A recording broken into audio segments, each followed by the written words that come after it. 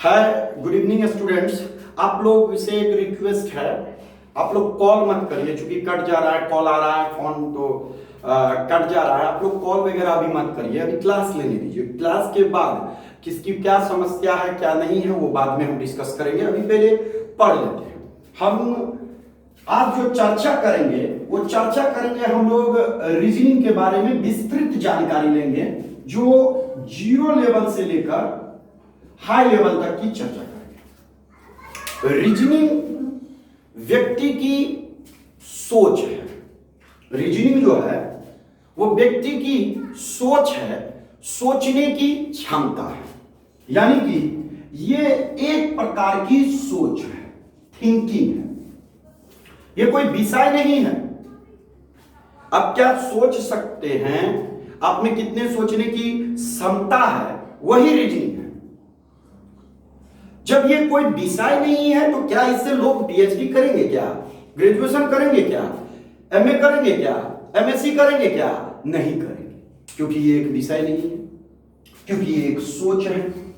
और जब ये एक सोच है तो व्यक्ति दो तरीके से सोच सकता है, एक भाषा पर और दूसरा चित्र पर। एक भाषा पर और दूसरा चित्र पर, यानी कि एक भाषा के रूप में हम इसको प्रेजेंट कर सकते हैं। अभी जो हम कुछ बोल रहे हैं ना, ये सोचना है, सर क्या बोल रहे हैं, सर क्या बोल रहे हैं, तो ये आपका थिंकिंग जो है यही एक रीजनिंग है। और अगर हम सिर्फ इशारा करें इसे, या एक क्रिकेट ग्राउंड में मैच होता है, एम्पायर ऐसे साइन करता है तो हम लोग समझ जाते हैं अच्छा आउट हो गया। ये जो चित्र पर आधारित है उसको कहा जाता है अभाषिक, यानी कि वो भाषा पर नहीं है। तो आम तौर पर जो इस सोच का, यानी कि जो ये जो रीजनिंग है, इसको दो ही पहलू पर ध्यान दिया जाता है, या तो भाषा पर होगा या अभाषा पर होगा, या तो भाषिक होगा या अभाषिक होगा। बहुत सारे टीचर बोलेंगे जो सर एनालिटिक भी होता है, मैथमेटिकली रीजनिंग भी होता है, कुछ नहीं होता है। अब जरा सोचिए तो, क्योंकि ये थिंकिंग है। जब कोई व्यक्ति कुछ बोल रहा है, हम अभी बोल रहे हैं तो ये सोच रहे हैं, और जब कोई व्यक्ति क्रिकेट के मैदान में इशारा करता है ऐसे ऐसे, इसका मतलब छक्का, ऐसे इसका मतलब चौका हुआ, ऐसे इसका मतलब आउट हुआ, इसका मतलब वो बोल नहीं रहा है, वो इशारा कर रहा है, तो वो अभाषिक, यानी कि वो भाषा पर नहीं। इसी भाषा पर यहां के जितने भी टीचर हैं वो बांट देते हैं, एनालिटिक रीजनिंग बोल देते हैं, मैथमेटिकली रीजनिंग बोल देते हैं।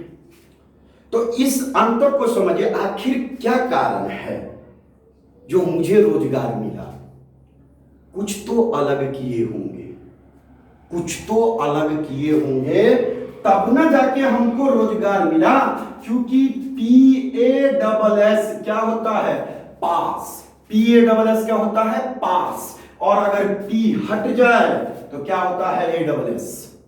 आप अपनी जिंदगी में 90% मैट्रिक में लाइए, 90% इंटर में लाइए, ग्रेजुएशन में 90% लाइए, लेकिन अगर आपको एक गवर्नमेंट नौकरी नहीं है तो ये समाज आपको ASS के लायक समझेगा, जो ये एकदम पढ़ा लिखा मूर्ख है।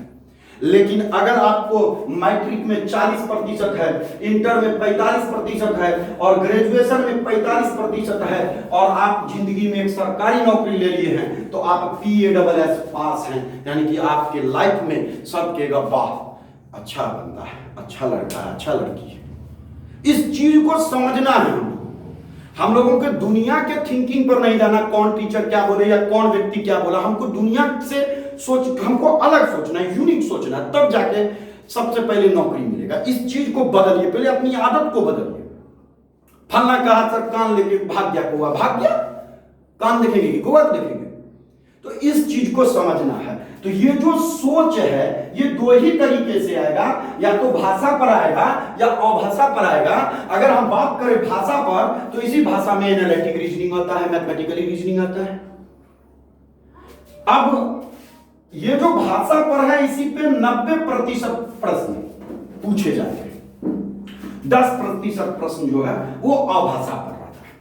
तो आज जो हम चर्चा करेंगे सबसे पहले भाषिक पर करेंगे, जिससे 90% प्रश्न आपके सामने आते हैं। ध्यान दीजिएगा, इस 90% प्रश्न जो भाषिक रीजनिंग में होता है, आज जो हम उसमें से सबसे पहले जो शुरू करेंगे वो हम शुरू करेंगे अल्फाबेट का। ध्यान दीजिएगा, हम चर्चा करेंगे अल्फाबेट पोजीशन टेस्ट का। सबसे पहले हम चर्चा करेंगे अल्फाबेट पोजीशन टेस्ट का, हम सबसे पहले चर्चा करेंगे। अल्फाबेट का मतलब क्या? अल्फाबेट का मतलब ए से लेकर जेड तक। हम बता दें इस चैप्टर से बैंकिंग 5 क्वेश्चन से 7 क्वेश्चन, रेलवे 5 से 7 क्वेश्चन, एसएससी 5 से 7 क्वेश्चन पूछता है। अगर आप मैट कैट का भी तैयारी करते हैं, एयरफोर्स इंडियन नेवी का भी तैयारी करते हैं, तो इससे भी इसमें प्रश्न पूछे जाते हैं। इस बात का दिमाग में रखिए स्तर।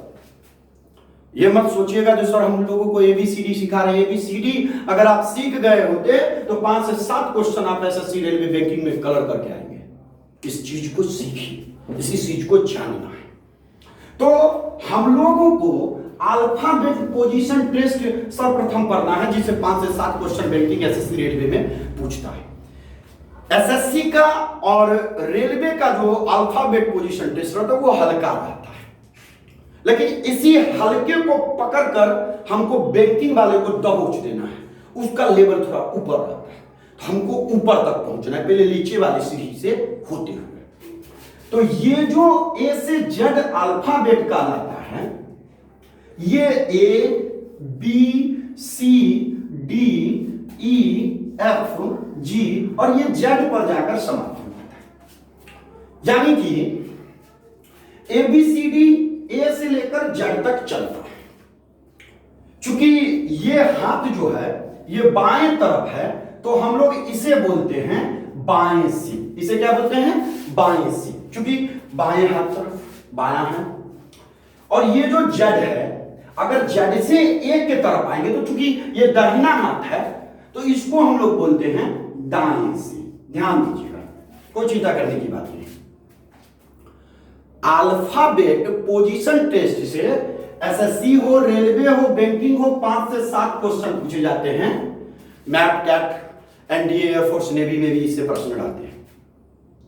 हम लोग आज जो सीखेंगे उस अल्फाबेट पोजीशन टेस्ट में हमने कहा अल्फाबेट का मतलब ए से लेकर जेड तक, यानी कि ए बी सी डी, अंग्रेजी के जो भी अक्षर हैं वही अल्फाबेट है। अगर अंग्रेजी में ए से लेकर जेड तक नहीं बोला जाए और आपसे कहा जाए अंग्रेजी बोलिए, तो आप नहीं बोल पाएंगे।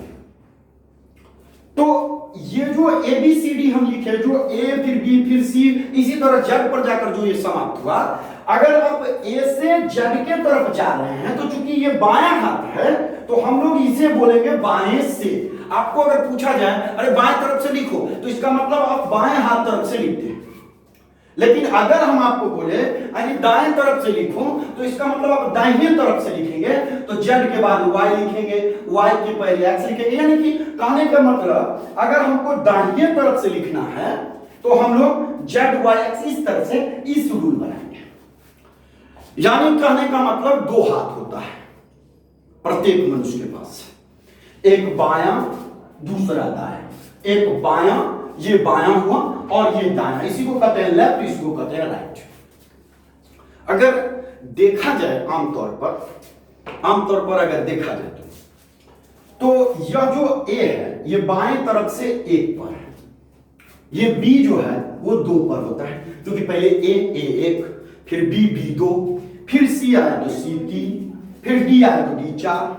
इसी तरह से जेड जो होता है वो 26 पर होता है। हम लोग जानते हैं जो वर्णमाला में ए से लेकर जेड तक की जो संख्या होती है वो 26 होती है। ध्यान दीजिएगा, ये हम लोग बचपन में पढ़ते हैं।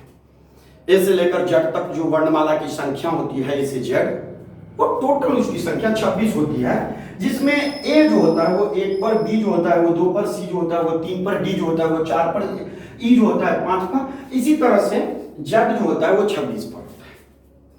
आप लोगों को रटने की जरूरत नहीं है, बहुत सारे टीचर रटाएंगे, ई जो टी, ये रट लो, ई 5, जे 10, ओ 15, टी 20, 25। रटना नहीं, समझना है। वो एक दौर था जिस दौर में रीजनिंग रट के पढ़ा के एग्जाम दिया जाता था।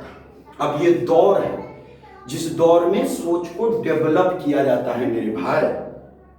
आप अगर जब तक यहां से डेवलप नहीं होंगे आपका ये हाथ नहीं चलेगा। आप प्रोफेशनल नहीं सोचना है, आपको सेल्फिश नहीं सोचना है, आपको यह सोचना है अगर एक बार नौकरी हो गया तो आने वाला जो 60 वर्ष होगा वो मजे में कटेगा। ये सोचना है। तो उस सोच के लिए हल्का मत पकड़ना है, मजबूती से पकड़ना है। तो हम लोगों को रटना नहीं है। सबसे पहले खुद आपको याद हो जाएगा जो कौन कितना पर है, और इसकी गारंटी हम लेते हैं। आज तक हम कुछ भी चीज को रटे नहीं। आपको एक एग्जांपल देते हैं। आपसे कोई आपको नाम पूछता है, पट से नहीं बोलते हैं फलना कुमार। आपसे कोई पिताजी का नाम पूछता है, फट से नहीं बोलते हैं फलना कुमार। गांव का नाम पूछता है, फट से नहीं बोलते हैं फलना। कभी सोचे हैं आप अपना नाम, आप अपने पिताजी का नाम, आप अपने गांव का नाम रटे हैं कि समझे? रटे हैं कि समझे? पहले थिंकिंग करें तो आपको एक जवाब आएगा जो हम उस चीज को समझकर रट लिए, समझकर रट लिए। पहले उस चीज को समझे। अनिकेत, अगर हम कहीं भीड़ में जाएंगे, कोई चिल्लाएगा अनिकेत, चिल्लाएगा अनिकेत, तो हमको लगेगा हमको बोल रहा है। क्यों भाई? अनिकेत। लेकिन अगर कोई चिल्लाएगा पंकज, आवाज ही नहीं है, हम नहीं उधर देखेंगे क्योंकि हम कंफर्म है कि मेरा नाम पंकज नहीं है। तो इस चीज को समझना होता है। तो समझने के लिए रटना नहीं होता है। हमने कहा दो ही स्थान होता है, एक बाएं से एक दाएं से, एक बाएं से एक दाएं से। अगर देखा जाए तो ये जो